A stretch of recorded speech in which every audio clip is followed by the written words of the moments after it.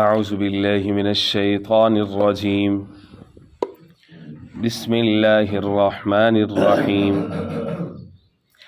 فَإِذَا قَضَيْتُمُ الصَّلَاةَ فَاذْكُرُوا اللَّهَ قِيَامًا وَقُعُودًا وَعَلَى جُنُوبِكُمْ فَإِذَا اطْمَأْنَنْتُمْ فَأَقِيمُوا الصَّلَاةَ إِنَّ الصَّلَاةَ كَانَتْ عَلَى الْمُؤْمِنِينَ كِتَابًا مَوْقُوتًا وَلَا تَهِنُوا فِي ابْتِغَاءِ الْقَوْمِ إِن تَكُونُوا تَأْلَمُونَ فَإِنَّهُمْ يَأْلَمُونَ كَمَا تَأْلَمُونَ وَتَرْجُونَ مِنَ اللَّهِ مَا لَا يَرْجُونَ وَكَانَ اللَّهُ عَلِيمًا حَكِيمًا آمَنْتُ بِاللَّهِ صَدَقَ اللَّهُ الْعَظِيمُ۔ میرے انتہائی واجب الاحترام، قابل صد احترام بزرگوں، بھائیوں اور نوجوان ساتھیوں، تھوڑا سا قریب آ جائیں اگر آسانی ہو سکے تو پلیز۔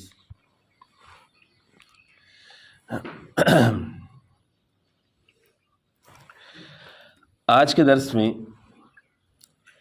قرآن مجید کتاب حکمت کی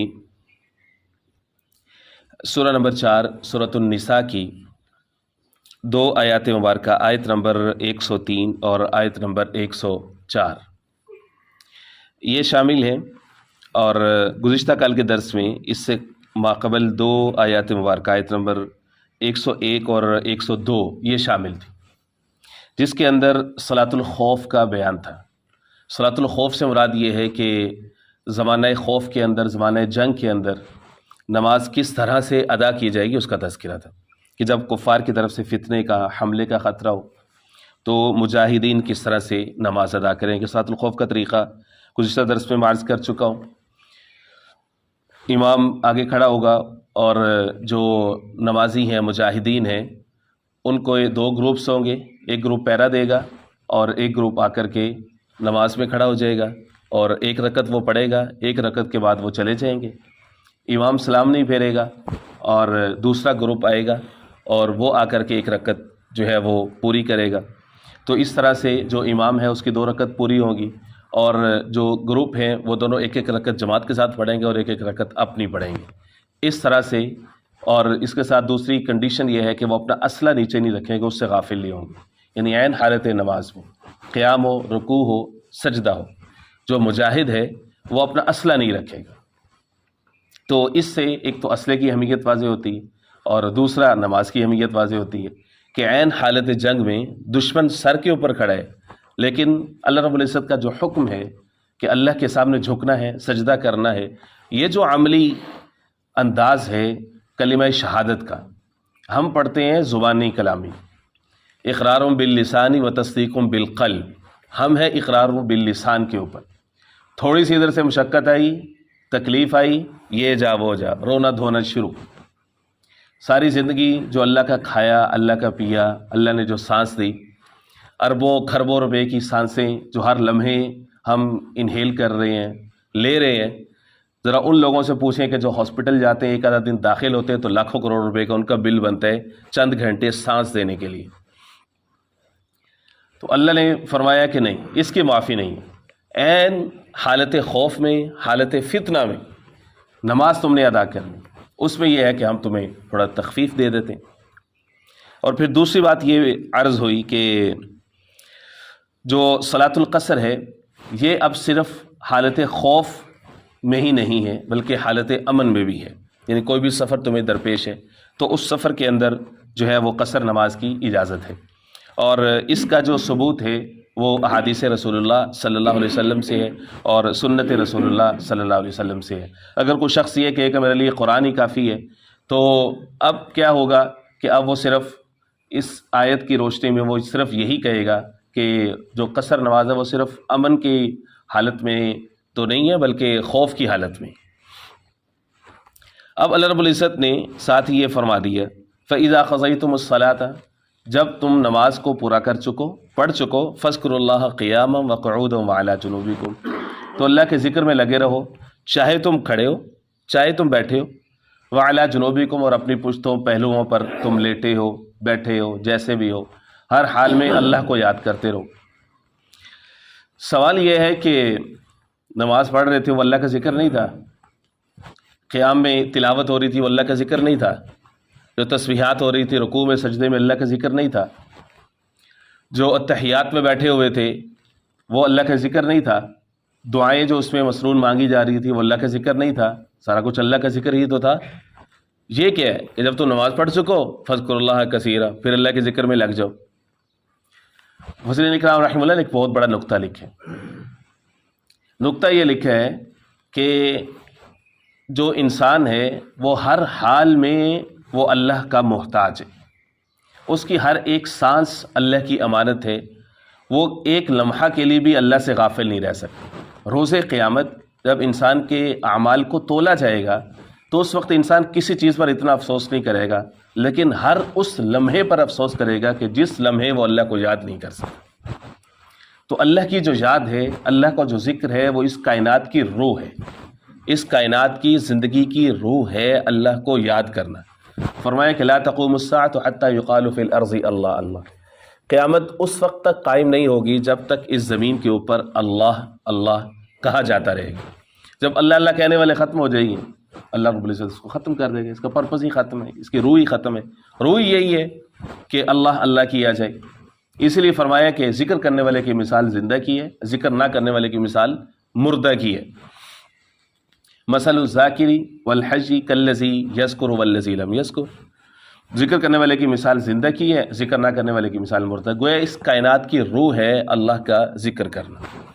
نماز ادا کی ہے، اتنا افضل عمل ہوا ہے، اتنی کمپریہنسو اور جامع عبادت ہے کہ سجدہ کہ زمین کے اوپر اپنا ماتھا لگانا اور اپنا ناک کو رگڑنا، اس سے زیادہ کوئی ہیومیلیشن، عاجزی کی مینیفیسٹیشن، ڈیمونسٹریشن، اپنے آپ کو ذلیل کرنے کا اظہار، اس کے علاوہ کوئی اور صورت ہو نہیں سکتی۔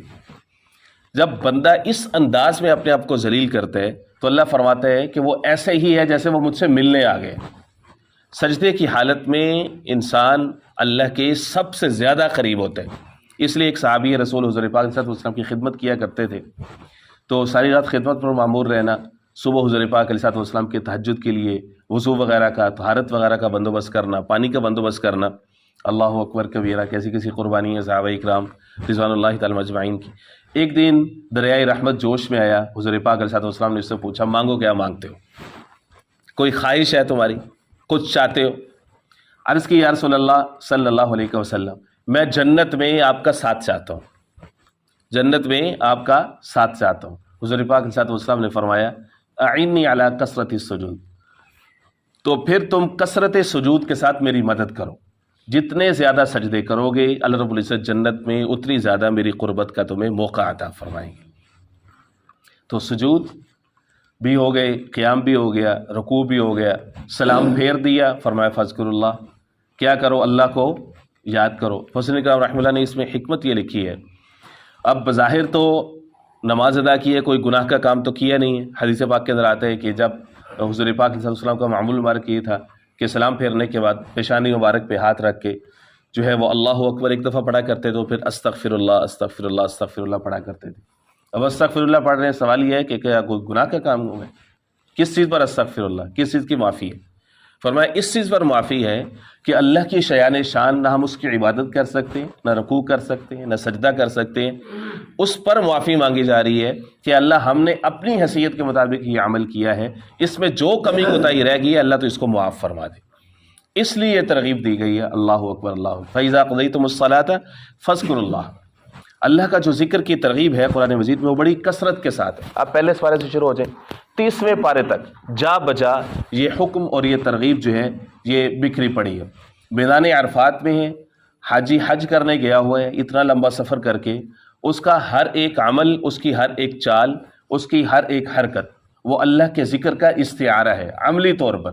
لیکن فرمایا میدان عرفات میں جب تم بیٹھے ہو، روئے زمین پر سب سے افضل جلسہ، سب سے افضل محفل، سب سے افضل مجلس وہ ہوتی ہے جب حاجی میدان عرفات کے اندر ہوتا ہے، جس کو حج کا رکن اعظم کہا جاتا ہے، وقوف عرفہ کہا جاتا ہے۔ فرمایا کہ فذکر اللہ، تم اللہ کا وہاں پہ ذکر کرو اور کثرت کے ساتھ اور شدت کے ساتھ اللہ کو یاد کرو، لمبی لمبی دعاؤں مانگو، خوب اللہ کو خوش کرو، اللہ سے مانگو، فذکر اللہ، اس جگہ پر ذکر دوسرے پارے میں آ جائیں، فذکرونی یذکرکم، تحویل قبلہ کے بعد فرمائے مجھے یاد کرو، میرا ذکر کرو. تم میرا ذکر کرو گے فرش کے اوپر، عام لوگوں میں، اللہ کی مخلوق کے اندر، تو اذکرکم، میں تمہیں یاد کروں گا، میں تمہارا ذکر کروں گا، فرشتوں جیسی مقدس محافل میں تمہارا تذکرہ کروں گا. دیکھو میرا بندہ، میرا بندہ. اس کے اوپر تم نے اعتراض کیا تھا کہ اللہ کیوں بنا رہے ہو اس کو، یہ خون بہائے گا، زمین کے اوپر دہشت گردی کرے گا، لوگوں کا خون بہائے گا. دیکھو میرا بندہ تو میری طرف آ رہا ہے، میرا بندہ تو مجھے یاد کر رہا ہے، میرا بندہ تو مجھے خوش کر رہا ہے. اللہ فرماتے ہیں کہ میں تمہیں کیا کروں گا، یاد کروں. 16ویں پارے میں سورۃ طٰہٰ میں فرمایا کہ ومن اعرض عن ذکری، یاد رکھو جو ہمارے ذکر سے غافل رہے گا، جو ہمیں یاد نہیں کرتا، تو سب سے پہلے اس کی معیشت کو ہم اس کے لیے تنگ کر دیتے ہیں. فإن له معیشة ضنکا، اس سے ہماری دوستی ختم ہے. فإن له معیشة ضنکا، طاقتور جب کمزور سے ناراض ہوتا ہے، اس دنیا میں بھی یہی ہوتا ہے، وہ سب سے پہلے اس کی معیشت پہ وار کرتے ہیں، کیونکہ یہی انسان کی سب سے کمزور کڑی ہے. جو طاقتور قومیں ہیں وہ کیا کرتی ہیں، کمزور ملکوں کے جو تجارتی روٹس ہوتے ہیں ان پر قبضہ کرتے ہیں، یا کوئی شرائط ایگریمنٹس پہ مجبور کرتی ہیں کہ جس سے ان کا معاش ان کے قبضے میں آ سکے. وہ جب چاہیں تو ان کا ایون پانی کا قطرہ بھی وہ بند کر سکتی ہیں. جو بڑی طاقتور قومیں دنیا میں یہی کرتی. فرمایا کہ تم مجھے یاد کرو گے تو فإن لَهُ مَعِيشَةً ضَنْكَ، نہیں یاد کرو گے تو پھر معیشتاً ضنکا، تیار ہو جاؤ، معیشت کو تنگ کریں گے. وَنَحْشُرُ يَوْمَ الْقِيَامَةِ أَعْمَىٰ، اور روز قیامت اندھا کر کے اٹھائیں گے. ذکر کو ترک کرنے کی یہ ہم تمہیں سزا دیں گے. ذکر کا جو ترغیب ہے قرآن مجید میں، وہ اگر آپ سورہ آل عمران دیکھیں، آخری رکوع ہے، 4 پارے میں فرماتے ہیں اِنَّ فِي خَلْقِ السَّمَاوَاتِ وَالْأَرْضِ وَاخْتِلَافِ اللَّيْلِ وَالنَّهَارِ لَآيَاتٍ لِأُولِي الْأَلْبَابِ. اللہ کی کائنات میں غور و فکر کرو، زمین و آسمان کی تخلیق، دن اور رات کے آنے جانے میں اللہ کی بہت بڑی بڑی نشانی ہے. تمہیں پہچانو. تم یہ سمجھتے رہو کہ اللہ ہماری عقل میں کیوں نہیں آتا، اللہ ہماری عقل میں کیوں نہیں آتا. گزر جا عقل سے آگے کہ یہ نور چراغ راہ ہے، منزل نہیں ہے. فلسفی کو عقل میں کچھ خدا ملتا نہیں، اتنی لمبی ڈور ہے پر سرا ملتا نہیں. تم کہو کہ اللہ ہماری عقل میں آ جائے، عقل میں نہیں ہے. عقل اللہ نے اس لیے دی ہے کہ تم اللہ کی نشانیوں کے اندر غور و فکر کرو، اس کو تلاش کرو. اس کے بعد فرمایا الذین یذکرون اللہ قیاما وقعودا، وہ لوگ کہ جو اللہ کو کھڑے ہوں تب یاد رکھتے ہیں، بیٹھے ہوں تب یاد رکھتے ہیں، پہلوؤں پر ہوں تب یاد رکھتے ہیں. انسان کی یہی 3 حالتیں، کھڑا ہوتا ہے، بیٹھا ہوتا ہے، یا کسی پہلو کے اوپر ہوتا ہے. فرمایا کہ جو لوگ یہ کام کرتے ہیں یذکرون اللہ قیاما وقعودا وعلی جنوبہم.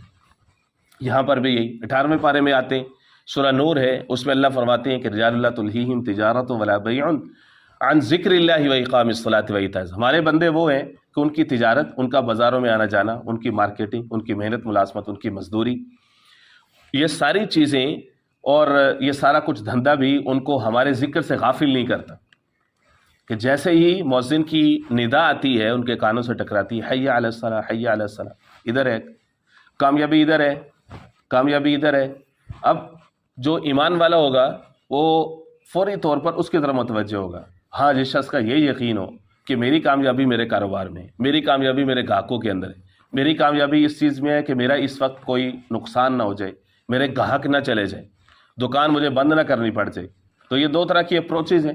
اب گویا کہ اس کا وہی کاروبار، وہی دکان، وہی ملازمت اس کے لیے ایک بت ہے جو اس کو اللہ کے راستے میں آنے میں رکاوٹ ہے. ذکر کی ترغیب قرآن مجید میں متعدد مقامات پر ہے. یہ چند مثالیں میں نے آپ کو دی. یہاں پر فرمایا کہ نماز مکمل کرو تو اللہ کے ذکر میں مصروف ہو جاؤ. سورہ جمعہ ہے، پارہ نمبر 28 ہے، اس میں فرمایا یا ایھا الذین آمنوا اذا نودی للصلاۃ من یوم الجمعہ، جمعہ کی اذان دی جائے تو اپنا کاروبار دنیا کا دھندا سب چھوڑ دو اور نماز کی تیاری کرو. فسعوا الی ذکر اللہ، اللہ کے ذکر کی طرف دوڑو. فاذا قضیت الصلاۃ فانتشروا فی الارض، نماز پوری ہو گئی، فانتشروا فی الارض، واپس جاؤ، زمین میں پھیل جاؤ. وابتغوا من فضل اللہ، اللہ کا فضل تلاش کرو، اپنے کاروبار دھندے میں لگ جاؤ. اور ساتھ میں فرمایا کہ دیکھو اللہ کے ذکر سے غافل نہ ہو جانا. وہاں پر بھی یہی فرمایا، گویا دست بکار دل بیار، اللہ یہ چاہتے ہاتھ کام میں ہو، دل یار کی طرف، دل اللہ کی ذات کی طرف جو ہے وہ متوجہ ہو. فَإِذَا قَضَيْتُمُ الصَّلَاةَ، اب ذکر کی مختلف اقسام ہیں. کچھ تو ذکر اسپیسیفک ہے، ہر وقت اللہ کو کوئی ایسا کام بتا دیجئے کہ جس کے لیے حضور پاک علیہ الصلوۃ والسلام نے اپنی امت کو کوئی ذکر نہیں دیا، کوئی دعا نہیں دی. مسجد میں داخل ہو رہے ہیں، اللہم افتح لی ابواب رحمتک، باہر نکل رہے ہیں، اللہم انی اسألک من فضلک ورحمتک، پھر اللہ آگے. اچھا یہ تو مسجد ہے. واش روم میں داخل ہو رہے ہیں، اللہم انی اعوذ بک من الخبث والخبائث، یہاں پر اللہ. واش روم سے باہر آ رہے ہیں، غفرانک الحمدللہ الذی اذھب عنی العذاب، پھر اللہ. سفر میں سواری پر سوار ہوئے، سبحان الذی سخر لنا ھذا وما کنا له مقرنین. پھر اللہ. کھانا کھانے لگے ہیں، بسم اللہ، اللہ. کھانا مکمل کر چکے ہیں، الحمدللہ الذی اطعمنا وسقانا وجعلنا. ہر ایک جگہ پر اللہ. ایون دین انسان کی جو بنیادی جو ضرورت ہے، جنسی ضرورت ہے، اس کی تسکین کرنی ہے، اور زوجین نے آپس میں ملنا ہے، تو اس وقت بھی خاوند کیا کہے گا؟ اس وقت بھی وہ دعا پڑھے گا، اللہم جنبنی الشیطان وجنب الشیطان ما رزقتنا. اے اللہ، جو میں یہ عمل کر رہا ہوں یہ تیری رضا کے لیے کر رہا ہوں، اے اللہ اس میں سے جو تو مجھے عطا کرے اس سے شیطان کو دور رکھنا، اللہم جنبنی الشیطان. ایسے موقع پر بھی اللہ سے غافل نہیں. فرمایا فاذکروا اللہ قیاما وقعودا وعلی جنوبکم. حالت خوف میں نماز ادا کیے، نماز کے بعد اللہ کا ذکر کرو، قیاما وقعودا وعلی جنوبکم. فَإِذَا اطْمَأْنَنْتُمْ فَأَقِیمُوا الصَّلَاةَ. جب تم اطمینان حاصل کر لو، یعنی جب تم نارمل روٹین تمہیں مل جائے، امن مل جائے، دشمن کا خوف ختم ہو جائے، فَأَقِیمُوا الصَّلَاةَ. اب تم نماز کو قائم کرو. نماز کو تو پہلے بھی قائم کر رہے تھے، اب پھر فرمایا نماز کو قائم کرو. مفسرین کرام رحمہ اللہ نے یہ فرمایا کہ مراد یہ ہے کہ فَأَقِیمُوا الصَّلَاةَ، اب ریگولر انداز کی تم نماز قائم کرو، کہ اب تم نے نماز بھی پوری پڑھنی ہے، اب سنن اور نوافل کا اہتمام بھی پورا کرنا ہے. اب جو ہے وہ تم نے خشوع خضوع، تعدیل ارکان، جو کہ نماز کی خوشی ہے، نماز کا جو خوشبو ہے، نماز کی جو اسپرٹ ہے، اب تم نے وہ واپس لے کر کے آنی ہے، پوری توجہ، پوری اعتدال کے ساتھ. ظاہر ہے جب دشمن سر پر ہو تو انسان ایک activity for the sake of activity کر رہا ہے، اس کی اصل جو توجہ ہوگی، ظاہر سی بات ہے کہ وہ اپنی جان کو بچانے کے لیے، اپنے ساتھیوں کی جان کو بچانے کے لیے حملے کی طرف ہی ہوگی. بظاہر اللہ کا حکم تو وہ پورا کر رہے. یہ فرمایا کہ جب یہ خوف ختم ہو جائے تو اب فاقیموا الصلاۃ، اب نماز کو اس کی اسپرٹ کے مطابق جو ہے وہ قائم کرو. ان الصلاۃ کانت علی المؤمنین کتابا موقوتا. بے شک نماز مومنوں پر کتاب موقوتا، مقررہ وقت میں لکھی ہوئی ہے. کتاب بمعنی مکتوب ہے، مصدر بمعنی مفعول ہے. مطلب یہ ہے کہ جو چیز لکھ دی گئی ہے وہ قانون بن گیا. اب یہ نماز مرض ہو، بیماری ہو، بارش ہو، کوئی بھی حالت ہو، کسی بھی حال میں یہ کتاب ہے، یہ لکھی گئی ہے. کتاب کا لفظ قرآن مجید میں جہاں پر آتا ہے تو وہ قانون کے معنی میں ہوتا ہے. مثال کے طور پر جو جہاں پر صیام کو فرض کیا گیا، روزوں کو فرض کیا گیا، یا ایھا الذین آمنوا کتب علیکم الصیام، تم پر یہ کتاب کر دیے گئے روزے، یعنی لکھ دیے گئے، ہم نے لکھ لیے اپنے پاس. یا ایھا الذین آمنوا کتب علیکم القصاص فی القتل، تم پر مقتولین کے اندر قصاص تم پر لکھ دیا گیا. کتب علیکم القتال وهو کرہ لکم، قتال جہاد تمہارا فرض کر دیے گئے، لکھ دیا گیا ہے اور وہ تمہیں ناپسند ہے. کتبہ کتبہ کتبہ، یہ کتاب سے. نماز کے بارے میں فرمایا کتاب و موقوتا، یہ لکھی موقوتا، وقت مقرر ہے. اب ان نمازوں کے جو وقت مقرر ہیں، کوئی شخص، کوئی صاحب بہادر جو حدیث کا انکار کرتے ہیں، حجیت حدیث کو نہیں مانتے، پورے قرآن مجید میں اٹھائے بتائے کہاں پر کون کون سی نمازوں کے اوقات لکھی، کہاں پہ کون کون سی نمازوں کی جو ہے وہ رکعات لکھی ہوئی ہیں، ذرا بتائیں. روئے زمین کے اوپر 2 4 10 آدمی بھی متفق نہیں ہوں گے اگر صرف اور صرف قرآن مجید کے اوپر رکھ دیں کہ جی قرآن مجید سے نماز نکال کر کے دے دیں. قرآن مجید میں سجدے کا کیا انداز ہے کسی کو پتہ نہیں. قرآن مجید میں سجدہ بمعنی پوری رکعت کے بھی آیا ہے، قرآن مجید میں رکوع بمعنی پوری نماز کے بھی آیا ہے. اب کون اس کی تفسیر کرے گا؟ الفاظ کے اندر کھو جاؤ گے، کوئی اس کی تفسیر نہیں کرے گا. لوگ گمراہ ہوئے اس کے اوپر. ایک شخص اٹھا وہ کہنے لگا کہ صرف قرآن ہی کافی ہے، اس نے قرآن مجید کی. تو اب چیلنج یہ تھا قرآن مجید کا ترجمہ کیسے کرنا ہے. حدیث پاک کو تو سائڈ پہ کر دی، سنت رسول اللہ کو سائڈ پہ کر دی. اب ظاہر ہے کہ آپ کے پاس صرف ایک ڈکشنری بچ گئی ہے عربی کی، وہاں سے معنی دیکھیں گے اور یہاں پر اس کو اپلائی کرنا شروع کریں گے. اب وہاں پر دیکھا تو صلاۃ کے 17 معنی ہیں، ان میں سے ایک ہے تحریک الصلاوین، اپنی سرینوں کو ہلانا، گویا کہ ڈانس کرنا، دھمال ڈالنا. اس نے کہا یہی صلاۃ ہے، یہی نماز ہے. بس اپنے آپ کو ہلا لیا، ہل جل کر لی، بس یہی نماز ہوگی، یہی صلاح ہے. گمراہی آ گئی.